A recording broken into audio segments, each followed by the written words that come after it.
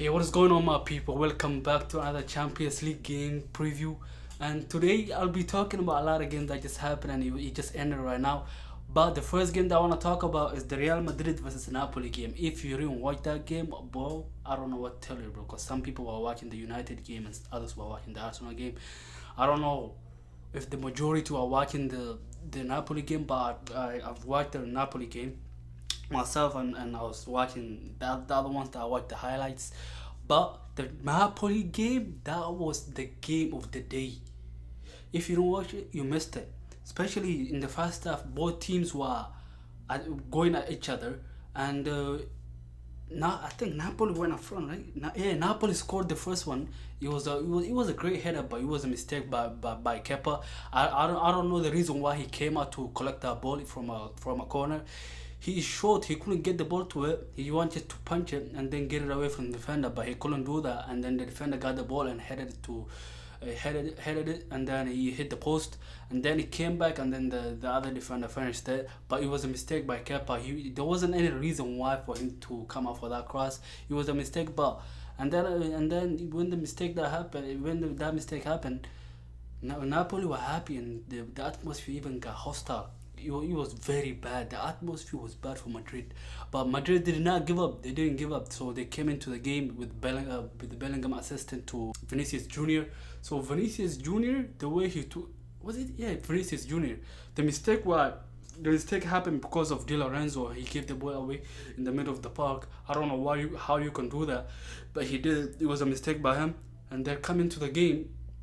Coming to the game, Bellingham was running, and then he took two people away from Vinicius Junior, and Vinicius Junior got the ball and he finished it very well. It was a very very good goal.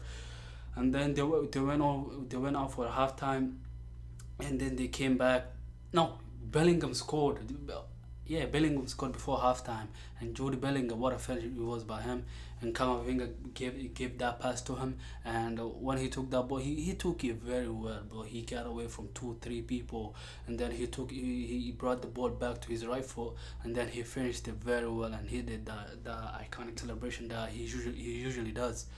And they won on halftime, leading 2-1, and then they just came back, and Napoli were all over them. Napoli were attacking them, controlling the game. They were controlling the tempo, and then even even Kvaratskhelia, who wasn't playing good in the first half, who wasn't playing good in the first half, he played good. They were giving the ball at him every time. They were on his side. They were attacking on the right side, and then Carvajal was having problems with Kvaratskhelia, and the first half he wasn't in the game. Him and Valverde was nowhere to be seen in the first half. But second half they were playing on that side and attacking very well. Kvaratskhelia even had a shot on target, which was very close going in, and then they got a penalty. Napoli got a penalty, which I think it hit Nacho's hand, but Nacho and Rudiger had Osimhen in their pocket, bro. Bro, I don't know. Somehow people believe that Osimhen is a good striker, but I don't think so. But like he has a lot of gaps in his game. He has a lot of shit that he needs to improve on. And yeah, I don't see him as a top talent in Europe right now. He, nowadays people talk about Osimhen as if like he's a world class player. He's not world class player. It's just that we lack in strikers and wingers nowadays. That's why he stands out. But other than that, I don't think he's any good. But like he's decent. He's average, bro. He gives you a 20 goal, but in Serie A, but I don't think he can do that in the Prem. So they scored a penalty with Zelinski, and then the third goal, bro, the what a strike by Valverde, bro. The way he struck that ball, bro. The ball was moving, I don't know, 200 or 150 miles per hour, but the way the ball was moving, but unfortunately, it wasn't given. The goal wasn't given to Valverde. He went down as an own goal, but it was a great game. And bro, second half, the atmosphere turned on, bro. Any Madrid player that touches the ball, they were getting booed, they were getting whistled, and yeah, bro, like it was a great game to watch. But now I think Napoli can win their next 2 games and come out of the group stage. Yeah. So the second that I want to talk about, the second game that I want to talk about is Manchester United. Not Manchester United, Manchester United, bro. That team is a banter club.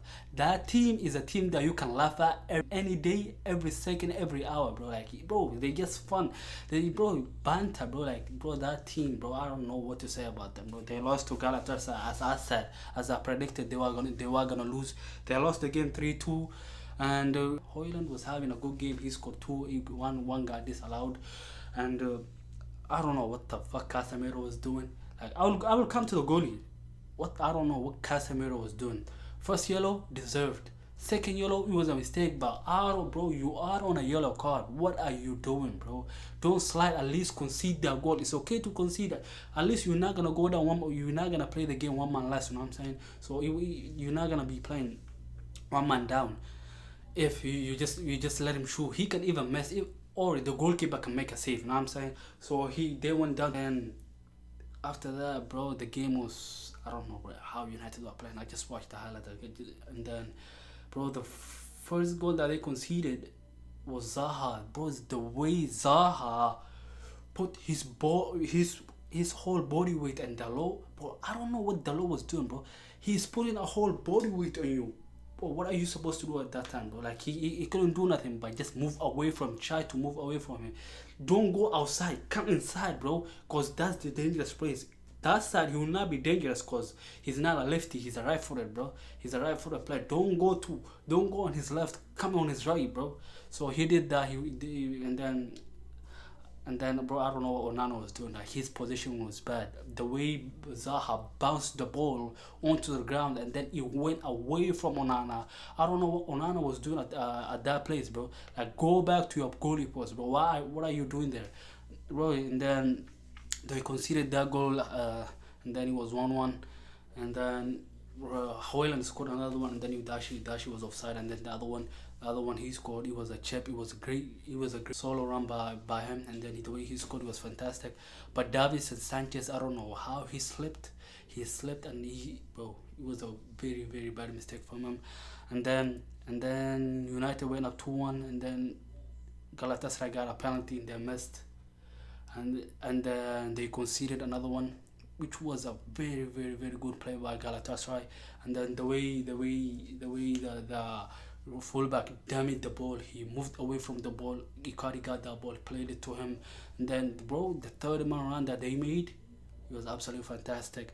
And Amrabat couldn't catch up to him. He was struggling to catch up to him. And then when he caught up to him, the ball was already away from the fullback. He passed it to him, and what a finish by him. And then the third goal was, bro, I don't know what Amrabat was doing. He played Icardi on side. That's a problem of having a midfielder playing a left back, because how hard it is for center backs to play on that offside line. It's hard, but people think it's easy to just play the offside line. It's hard, but it's difficult to keep everybody on the same line, on the same page. It's very difficult for them. So coming into this game, it was difficult for Amrabat to be on the same page as the defenders. And then he was really struggling. And then the way Icardi finished that goal, it was absolutely fantastic.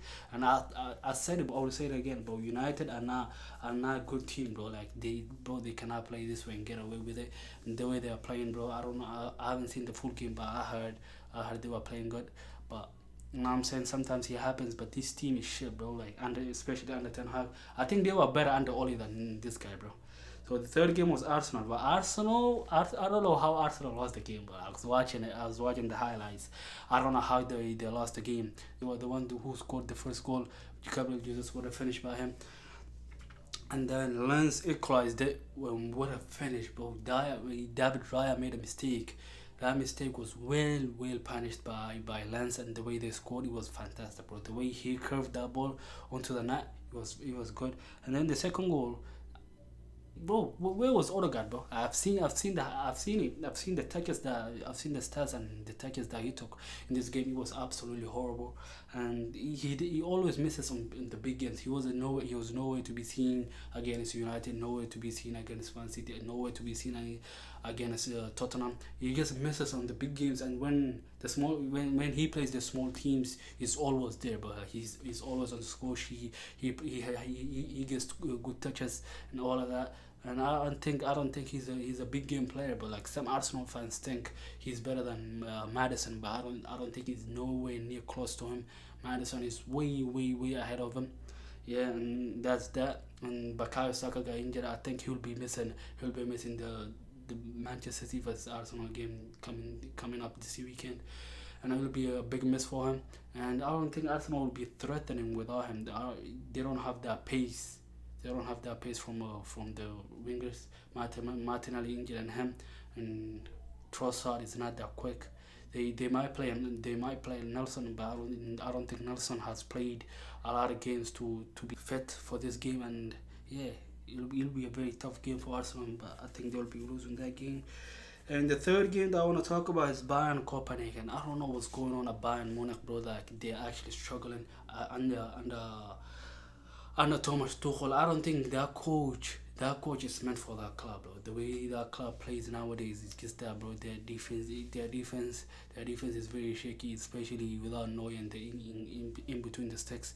They are very struggling without Neuer. And then, bro, there's no way Mazraoui should be playing for your team, bro. Like Mazraoui is not right back a top club that should be having, bro. He is good. He's good for teams like Newcastle and them, and coming up. They need the experienced player that played in Europe, and he can help them. But I don't think Mazraoui is a player that you go to for a big club, bro. Bro, I don't understand the way he plays, especially on the right hand side. And I don't think the way he plays suits Bayern Munich. He always struggles. I don't know why he always struggles playing at fullback. That's why he prefers sometimes to play Kendrick Lamar there. And yeah, bro, like he was struggling. I don't know, bro. As a defender, I don't know why you don't want to track your wingers. They were struggling. Jamal Musiala, what a player, bro. Bro, that kid, bro, has a bright future ahead of him. Like the way he plays, the way he dribbles, and today he was the one who actually got equalized the game, and he was actually getting them out of trouble sometimes. And they had Thomas Muller on the bench, and when he came on, Harry Kane just flicked the header to him, and then, bro, that guy is very composed, bro. He took two defenders with him. All of them followed him. He faked the shot and then passed it to Matthias Tell. And bro, that kid, that 18-year-old was getting booed at the Super Cup. Was it so? Yeah, Super. They call it the DFB Super Cup. He was getting death threats and, man, bro, some racist shit. He was getting that, and then after that, bro, like after that game, he was different, bro. Like he was a different kind of player. Since then, he's been, I don't know how many goals he scored, but like there's a lot of times that he actually won on the game. And yeah, bro, other than, bro, it was an interesting week. But I haven't watched the Sevilla game, and I haven't watched the Sevilla game, and then I haven't watched the Benfica game, and I haven't watched the Union Berlin and the Real Sociedad. Other than that, that's all the games that I watched. But tune in for the next for tomorrow's game. And yeah, bro, before we even leave, bro, my goal is to hit 1K subscribers before the end of this year. Other than that, bro, yeah, that will be it for the video. See you guys tomorrow. Peace.